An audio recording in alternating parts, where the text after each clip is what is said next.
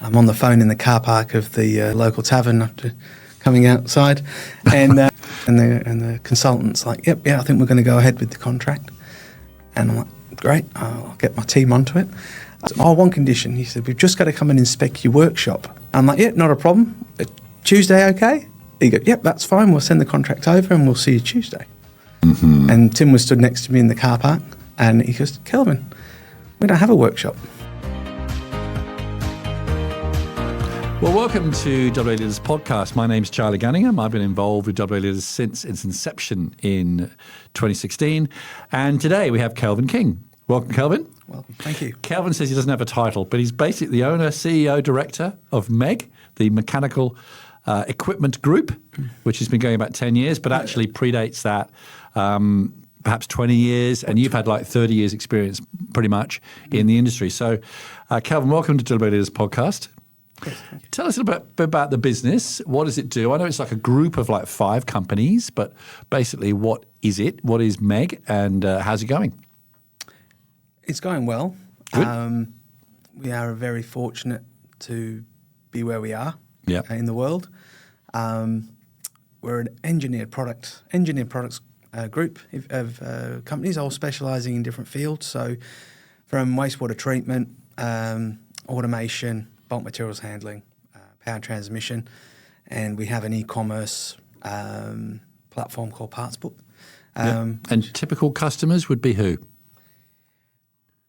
Honestly, at the moment, the variation is astounding. We're about to sign one of the largest contracts we've ever quoted in wastewater.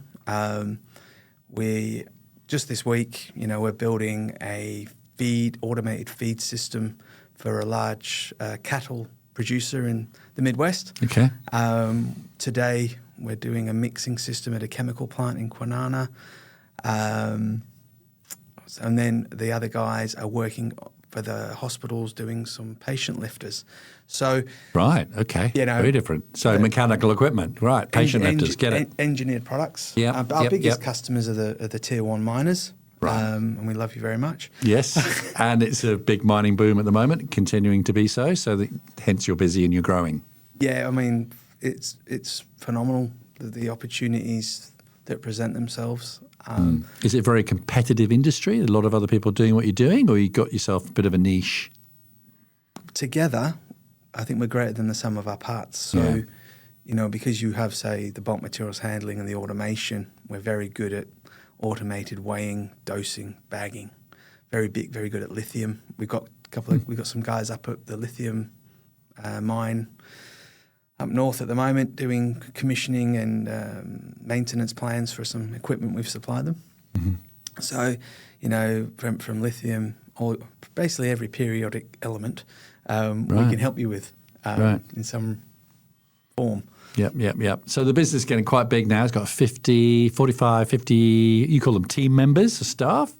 Yes, it is. And the opportunities into the future now for us are quite good. We've opened this year in Brisbane. Right. A little harder than I thought it was going to be. Right. Is that because you've got a similar industry? Queensland, WA, similar type? I think we represent across the group probably 40 different suppliers from around the world. And every year we kind of look at maybe one or two others we had to take on. They want us to be in every state in Australia, representing their products. So for us, it's a logical progression now, Brisbane, then Melbourne, South Australia. We've been in Sydney in 2 locations for just over 10 years. Yep. And I think for us, when we were growing, we kind of hit a certain size and then we didn't have the systems and the processes in place. During COVID, we put in an cloud-based ERP. Never thought I'd spend that much money on a computer system, but we did it anyway. Yeah. And was COVID a disruption, or did you pretty much continue? We were classed as critical suppliers to critical industry. Yeah. So, we actually grew during COVID. Business as usual. In fact, growth. Yeah. So, and I think what it did for us, we were grounded, so we weren't allowed to travel. So I said, well, let's put this ERP in that we've been talking about for 5 years. Right. And that gave us the time to do that. Probably they told us 6 months. In reality, it took us 2 years. Of course. It cost you way more than you thought. Yes, yes. But now it's the best thing we ever did. Yeah. And it allows us to open branches. We're all on the same system, one inventory system. Yes. In fact, is that why you put all these companies together? Because we said off air that you started, it was just yourself in Wangara. Was 20 years ago. In a you then end up with 5 companies in 2015, 10 years later. Yes. That's right. Yes. So the idea was to put them all together? Well, I think... Get more efficient? Efficiencies, yes. A lot of it I found in each of the businesses, because we were running a separate computer system for each one, a separate accounts receivable, accounts payable. And I often found the guys that were running the businesses with me, they were brilliant people, engineers, who were very good at what they did, but they weren't very fond of admin. And who is? No, our accounts people. Probably they love admin. Yes, they do. Who's the admin people? We're lost without them. Yeah, thank we you love very our much admin to the people. admin team if you're listening. We can't do it without you. Yep. But then when we removed all the admin from the businesses, the guys working in the businesses became a lot happier. Right, and on a with lot the business. less to think about, and they could just really think about their customers and each other, and they became happier. Our relationships became better because we weren't. There's less conflict over accounts payable, receivable, commercial payment terms, contracts. And now we've kind of have a team that look after that, and even logistics, inventory. Probably gave you better visibility of the 5 offices by having a centralised admin centre. Yeah, much easier to manage. We're now obviously all on one system. Yeah, and we have one accounts payable person, and one accounts receivable person. At the time, we had 5. Yeah. So, and the advancements now, we're now putting AI to help us with accounts payable, slowly introducing more of that, and that's given us more time. I don't necessarily for them to do other things, like focus on, the team and what the team needs. Yeah. And I think, even now after the new system in COVID, we went paperless. We had a lady whose job was just filing. I said, "What do you do today?" File. Classic, almost 1970s. Yeah. So when you started, what was the germination of the business 20 years ago when you started? It was just yourself. How did that tell us that start? So, what were you doing before that? Well, I started off working for obviously left the bank. I started working for the bank when I first came to Australia. Yeah. And St George's Terrace, and I didn't like it. And then my whole family's sort of engineering based in oil and gas mainly. And then I seen a job advertised at Australia's oldest merchant engineering company, basically as a lackey, for lack of a better word. So I thought, maybe that's for me. So I met one of my business partners now, Tim, in the interview. And I think at the time I'd just come to Australia, so I needed a job to pay the rent. So I kind of, as I was leaving the interview, I think his words were, you said, well, have I got this job or not? Because if I haven't, I need to find another one tomorrow. And he said, you were the only person who tried to close me for the job, so we hired you. Good. And then from there, I ended up running that company. And then we were distributing products for the Japanese, a large engineering product company in Japan. They tapped me on the shoulder and said, would you like to come and open up for us? Did that. That was a good experience. And then into that journey, I think I was on my honeymoon in Borneo at the time. And I was just building my first house. And I got this opportunity. Another Japanese company would ask, would I like to sell these products in Australia? So I said yes, while my wife was in the shower. And as she came out of the shower, she realised I was now unemployed. And we'd started a business. Okay. And that was in 2006. So I found a little shed in Sand Quarry in Wangara, just been built. Right. The start of Wangara, I suppose, you'd call it. And I rented that. I think the rent then was $1,600 a month. different times now. I think we had a desk and a kettle. And I remember the first day, the racks, my friends helped me put the racks up and we put some stock in. Yep.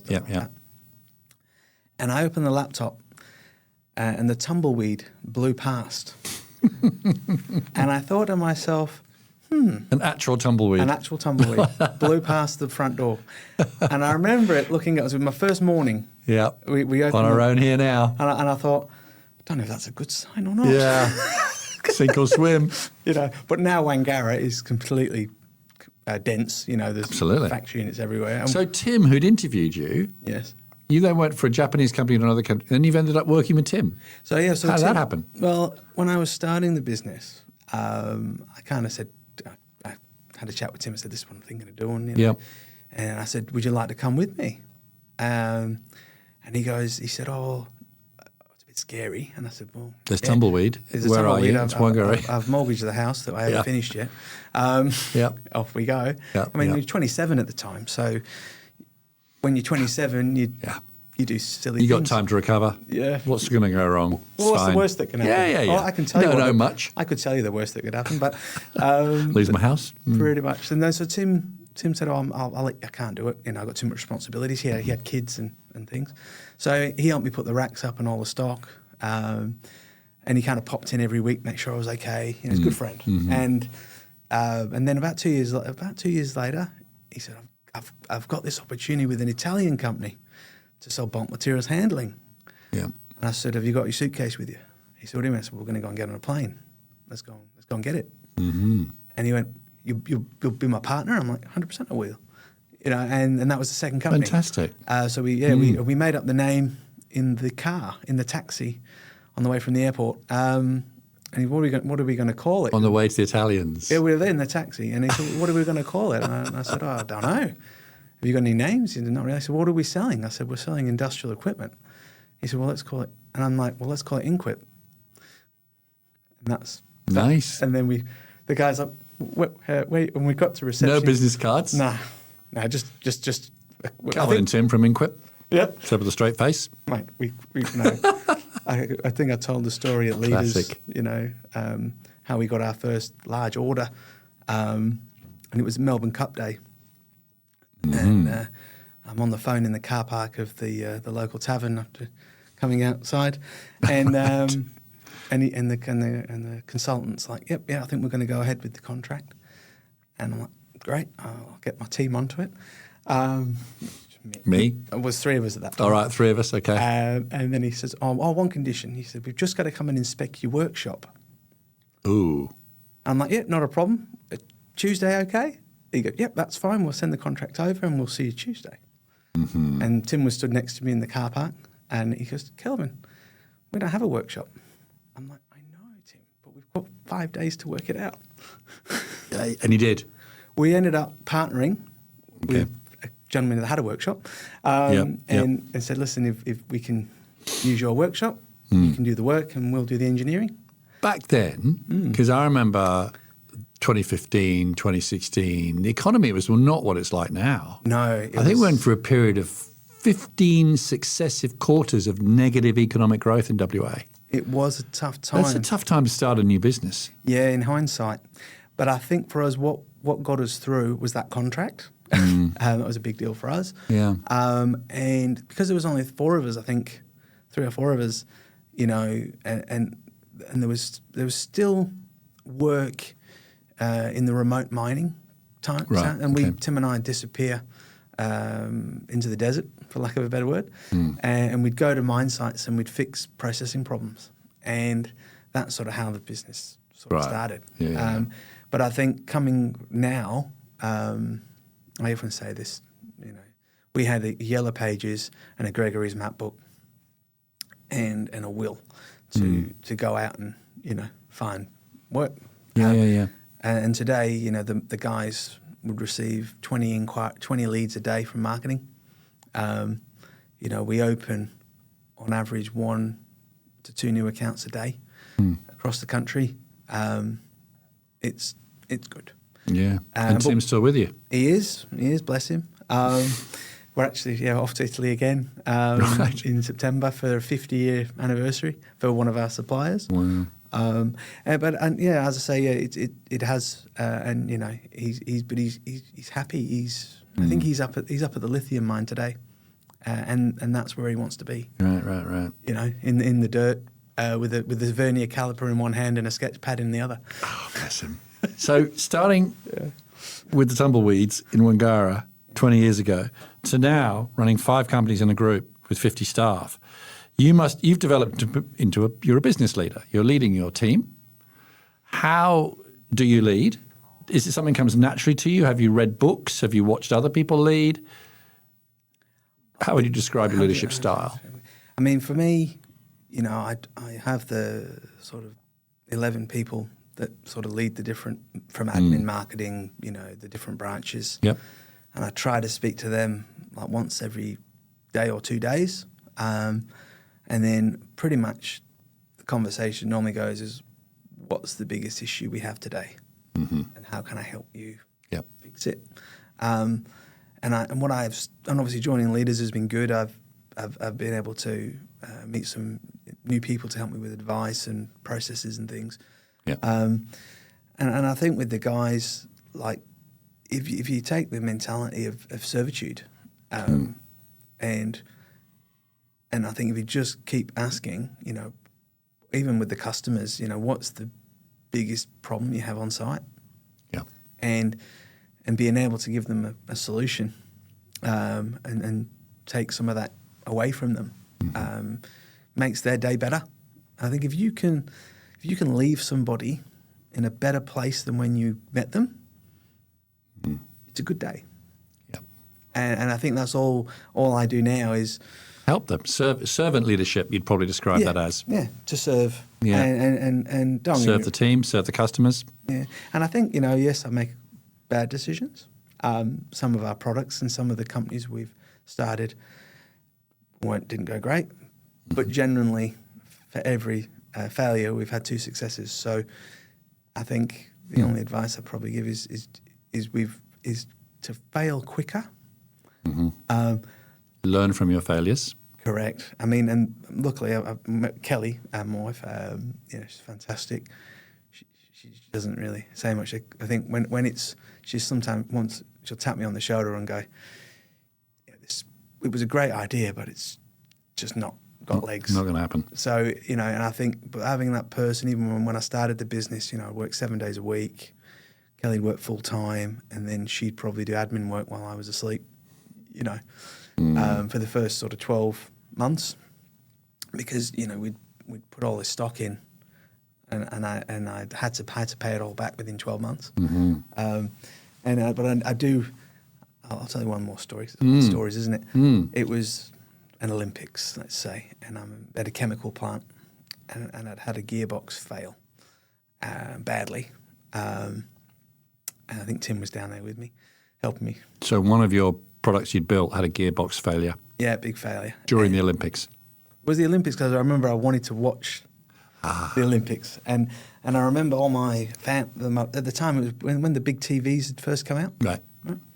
And I'm at this chemical plant, and I hadn't earned any money, really. I was just paying for stock and facilities and equipment. And I'm covered in muck. It's Sunday. It's raining. Whatever. And gearbox failure.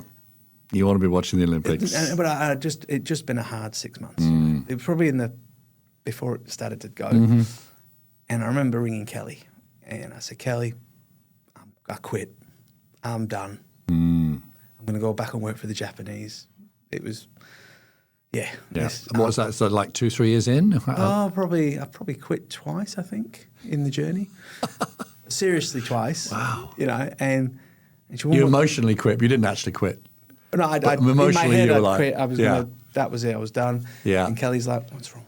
I'm like, oh, bless her. The gearbox is broken. I've got no money.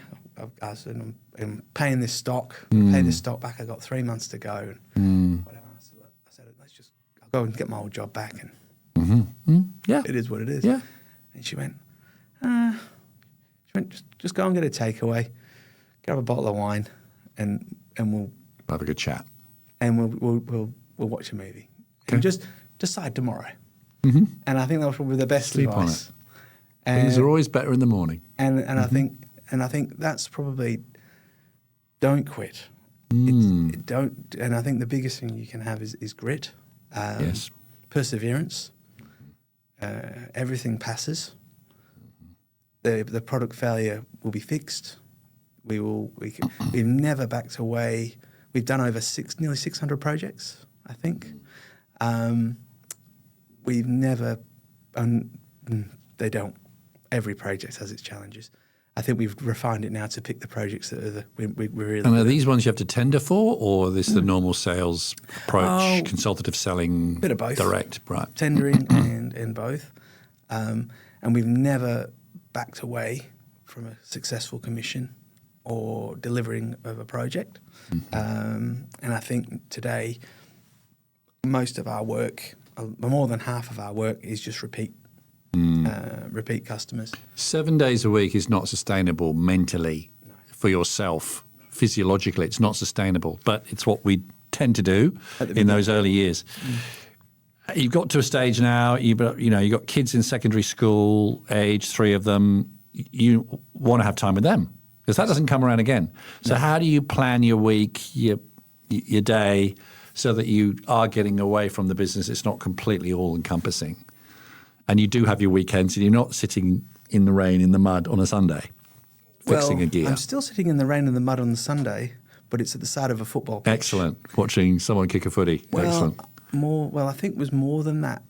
I'm getting into probably too many stories for you. No, love the stories. Anyway. So we're in Germany, and we're at a trade show.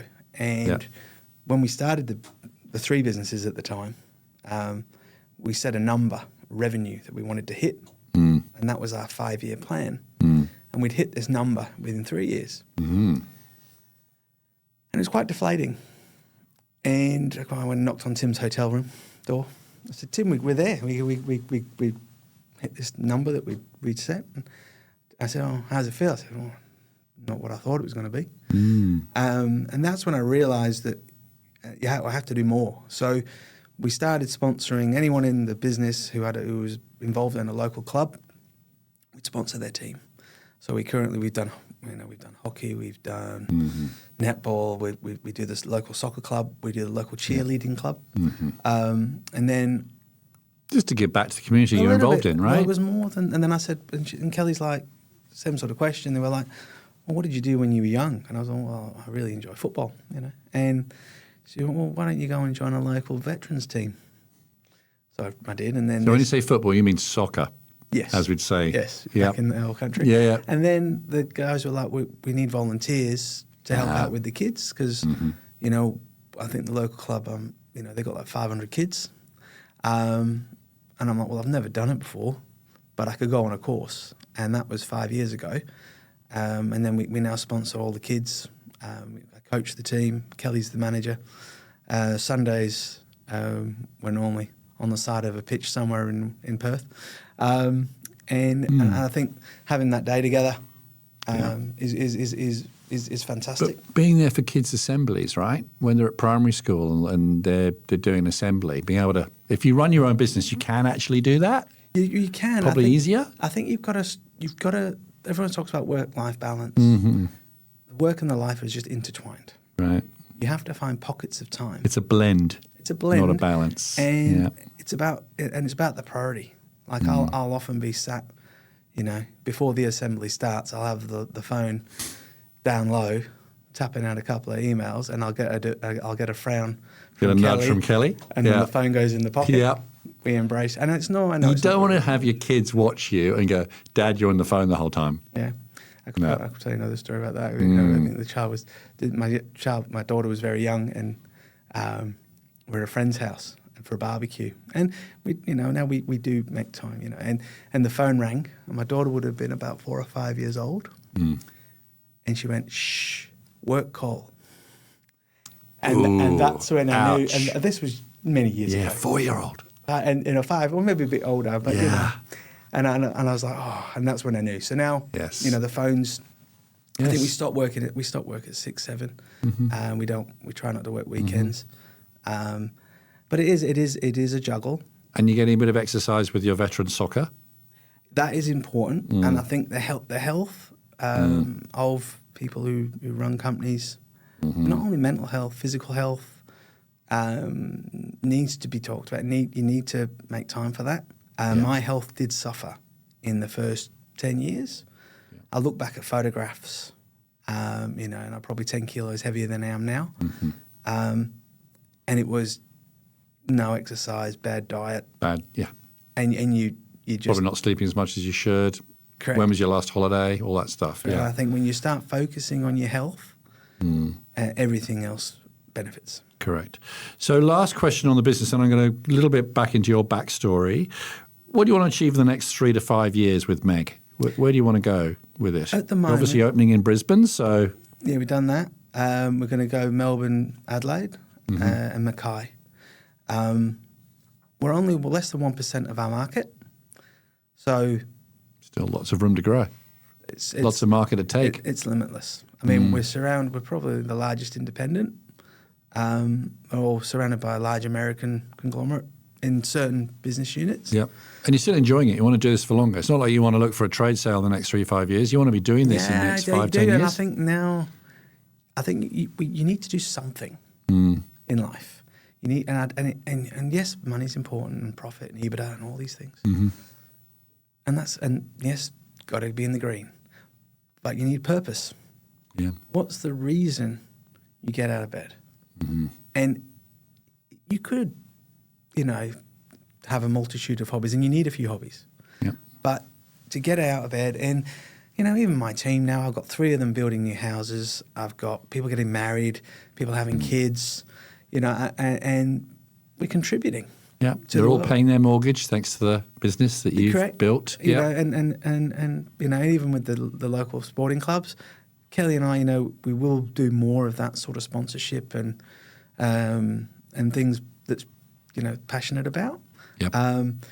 But I must admit, we've built some amazing things in the last 5 years, and I look at the tender portals at the moment, and I got the decimal point in the wrong spot.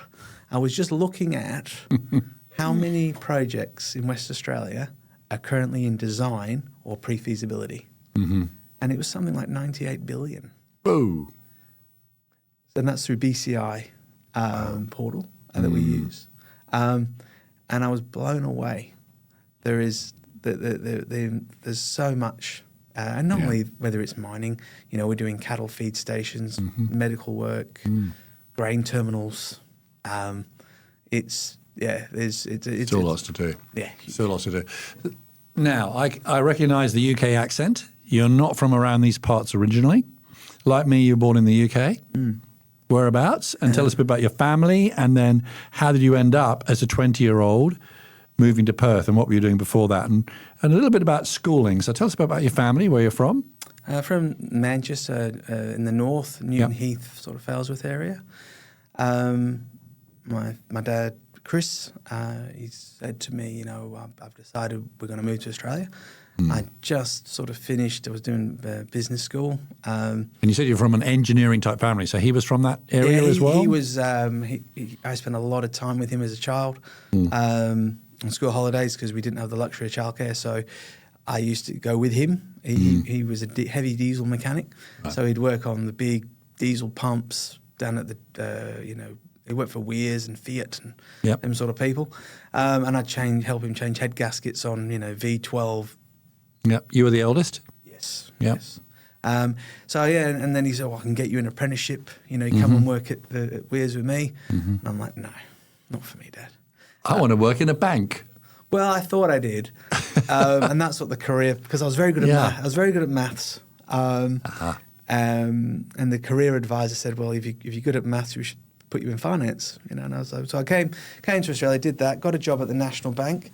That's to come out, give it six weeks, 6 months. If you don't like it, I'll pay for you to go home. Yeah. But just give it a chance, because we'd like you to have you around. Yeah. I was like, well, thank you. Firstly, getting me, come out, and then I kind of didn't like the bank at all. I didn't I just had issues sitting in a cubicle, I think. And then and then I met. I remember reading the job ads in the West Australia, and I seen this job for a company called Gibson Battle. It was Australia's oldest engineering company, 1881. It was founded. Okay. Looking for a bit of lackey, a bit of a word. Right. So I just thought I'd go to the interview. And that's where you met Tim, got the job. Got the job. Apparently I was the only person that rocked up in a suit. Right. And before that, though, so at school, you were good at maths. What else? Were there teachers that inspired you? Did you show any leadership qualities at school? Were you head of the soccer team or captain no, none of that. Debating club or anything? I think it was more about survival. Okay. In Manchester. Local comprehensive school? Yes. Oh, it was a Catholic school. Catholic school. But yeah, comprehensive, very large. And you grew up in sort of a community that pushed you, I think would be the better word I'd put. And I often thought, and then coming to Australia, I think was the trigger. Just the opportunities. And then obviously with Tim and I ended up running where I worked, and then obviously went to work for a Japanese manufacturer. Yeah. And that taught me the side of the manufacturer's point of view versus the distribution point of view. Yep. And then now having that experience and then starting the first company, which was just an opportunity that presented itself. And I was 27 at the time and didn't know what I didn't know. And 20 years has just flown by. Yeah. Now, that's fantastic. Thank you so much for sharing all that. The stories were fantastic. We're going to finish off with a rapid quick-fire round like we always do. First thing comes into your head. What's the single most important factor that makes a successful business? People. Yeah, and also I think you talked about resilience, didn't you? Would you say resilience, that's also important? and the ability to just keep moving forward. And with people, you mean hiring the right people and getting the great team? There's the right people and there's the right people. Right. Resumes can be written by AI, as we know. They all are. They all are. And I think when you meet people with certain character traits and same beliefs as you and same morals as you, right, they're the ones that you want to invest in and spend your time and train them. The best people we have are the people that have been with us for 10, 15 years. And some of them met us and they had no experience in the industry, but they were just good people. Right. If you were to wave your magic wand over the local business scene, what would you change? The support for young people. Okay. I think we need to help them more. It's not like when I was 2006. 2006 was a lot more forgiving. To help them, what, get into business? Help them what? Help them through the early years. Early years. Mentoring? Mentoring, support, conversations. Yeah. When it gets hard. Okay. Yeah, I think we just got to be there. And I think a lot of people maybe quit too soon. Yeah. And I've seen it myself. Companies, you see that you meet these brilliant young people, engineers, designers, and then 2 years later they're gone. And I catch up with them at the thing. What happened? Oh, it was really stressful. Yep. Just too hard. Yep. And I thought, well, could you have persevered? Yep. And I think if we can get them to 5 years and help them, give them time to grow their business, and I think the statistics of getting to 5, getting to 10 years, and getting to 20 years is like 0.1%. This is a crazy statistic, and I think, but it's getting young people with great ideas to 5 years. And I think if we can just hold their hand and just be there for advice, and I don't think there's enough people can call Doing that. during that first 5 years, because when you're a bigger company, you can afford to pay consultants and things. Yep. But when you in that first 5 years, you can't afford to pay anyone. Which leader do you most admire? A person, a business leader, a politician, alive or dead? A business or a leader you admire the most? I thought about this question. And I can't necessarily put it down to a person, but I could probably count on one hand companies that I've had the privilege of working for, and I've met people, and I'll mention one guy, he'd be unknown in the industry, and he's no longer with us, unfortunately. But his name's Doug Menzies, and he was the director of MZ3. and they're an engineering company, and he was probably one of the most brilliant men of technical nature I've ever met. And his whole mantra was that he would not build anything that did not benefit the community in some way. And he invented things like automated machines to build lightweight building materials for roofing that was renewable, and he had a fascination with robotics. This was even before robotics was a thing. And I was lucky enough to supply him equipment and work with him, and he did lots of work for us as well back in the day. And then probably for a man that I worked with for 10 years, and the morals and the things he did, and the things he did for his community astounded me. How can anyone listen to this help you? Listen to this help me. Keep giving the feedback. Okay. And I think we stop listening sometimes. And sometimes even the guy, like I meet a customer and just tell us what we did. I don't want to know what we did well. Yep. Just tell us what we didn't do so great at. And even now, like I go on these work trips and I'll take one of the guys with me, and I'll sit there and I'll say, just be honest, Yep. and just hold me accountable. I think that's all that you can really ask. And and when you do get held accountable, just take it on the chin. Yep. Last one. What do you do to get away from it all, to relax and refresh? I don't get to read as much as I used to. I do a lot of audio books, but mainly now it's probably the football. Yep. And it's the time out in the open space, surrounded by probably 50 cheering parents. And they can be a bit of pain, though. Some of those parents, some of those soccer parents on the white line. Some of them are quite special. That's one word for it. But being outside, and then I think it's the car ride on the way home. When the kids have got a hot chocolate and they're talking about the game, and I think it's probably the best conversations you're going to have all week. Have you yet taught any of them to drive? No. Because that is interesting, because that's 50 hours in the car at a time when you haven't had more than probably 50 words out of them for the last year. And there's no escaping. Hopefully by that time there'll be automated cars. Actually, I found that the most fantastic time, weirdly. Yeah. Look, thank you so much, Cal. Thanks for all that. Thanks for all that sharing. And you got through your first podcast. Well done. Thank you. So much. And thanks for being on our podcast. We want to wish you and your team all the best for the future. That's Meg Group.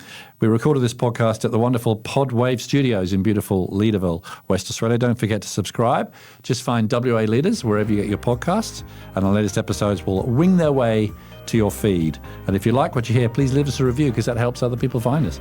So we'd love to hear from you. Thanks very much. Thanks, Kelvin. Thank you very much.